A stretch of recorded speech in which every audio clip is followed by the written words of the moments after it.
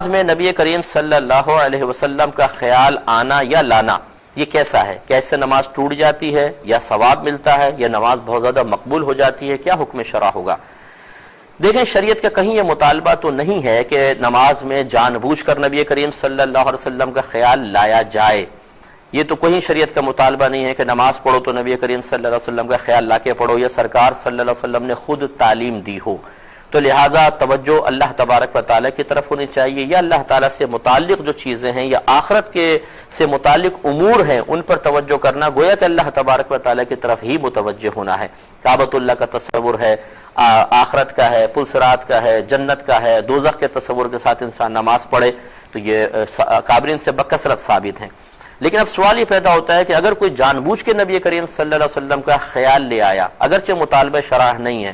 یا پھر خود بخود آ گیا، تو اس سے نماز پہ کوئی فرق پڑے گا کہ نہیں پڑے گا؟ تو ہمارا جواب یہ کہ کوئی فرق نہیں پڑے گا، بلکہ نبی کریم صلی اللہ علیہ وسلم کا خیال مبارک اگر آ گیا تو اس سے اور زیادہ انشاءاللہ اس کی نماز کو استحکام حاصل ہوگا، کیونکہ اللہ تبارک و تعالیٰ نے التحیات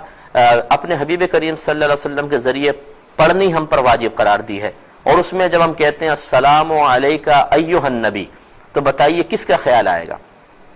کسی عام آدمی کا آئے گا؟ نبی کریم صلی اللہ علیہ وسلم کا آئے گا۔ اور یہ بتائیں کہ تعظیم کے ساتھ آئے گا یا توہین کے ساتھ آئے گا؟ تو معاذ اللہ توہین کے ساتھ تو آ نہیں سکتا، تعظیم کے ساتھ ہی آئے گا۔ گویا کہ اللہ تبارک و تعالیٰ نے خود ایک نماز میں ایسا اہتمام فرما دیا ہے، ایک اہتمام کرنا ہم پر لازم قرار دے دیا ہے کہ جب اس اہتمام کو ہم کریں گے، جب اس لازم کو پورا کرنے کی کوشش کریں گے، تو لازمی توجہ نبی کریم صلی اللہ علیہ وسلم کی جانب جائے گی۔ تو اگر سرکار کا نماز میں خیال آنا یا لانا نماز کے معاذ اللہ فساد کا سبب بنتا، تو گویا کہ اللہ تبارک و تعالیٰ نے ایک ایسی چیز کا ہمیں مکلف بنا دیا جس سے نماز فاسد ہو جاتی، اور یقینی سی بات ہے کہ یہ حکیمانہ خیال نہیں ہے، انتہائی فاسد خیال ہے۔ اور اگر آپ صحابہ کرام علیہم الرضوان کی حیات طیبہ کا مطالعہ کر لیجئے، نبی کریم صلی اللہ علیہ وسلم آخری ایام میں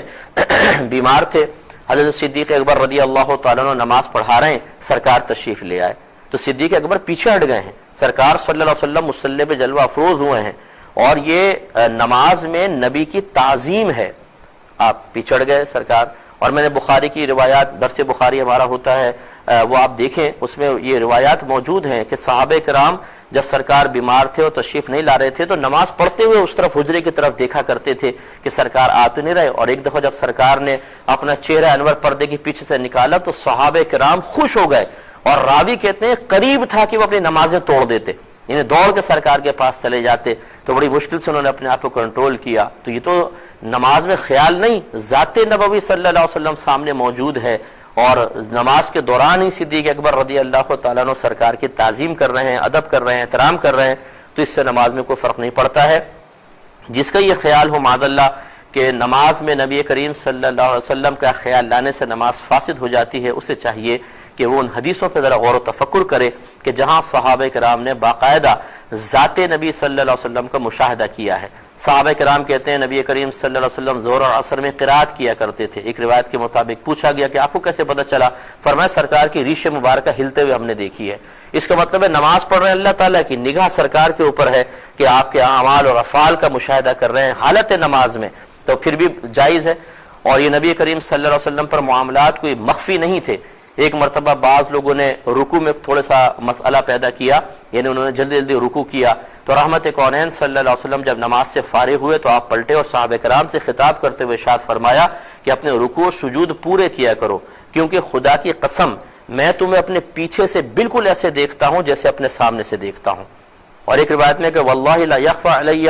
خشوعکم ولا رکوعکم، کہ مجھ پر تمہارا نہ خشوع و خضوع مخفی ہے اور نہ تمہارے رکوع و سجود مخفی ہیں۔ اور خشوع و خضوع قلبی کیفیت کا نام ہے، گویا کہ نبی کریم صلی اللہ علیہ وسلم خود یہ بیان فرما رہے ہیں کہ تمہاری قلبی کیفیات بھی مجھ پر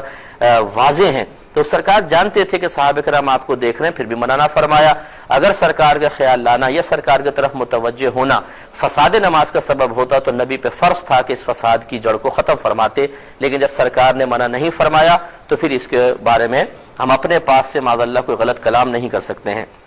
آخری کویسچن آفیئر تھا، ایک بہن نے فرمایا کہ میں صبح کی نماز پڑھتی ہوں، پھر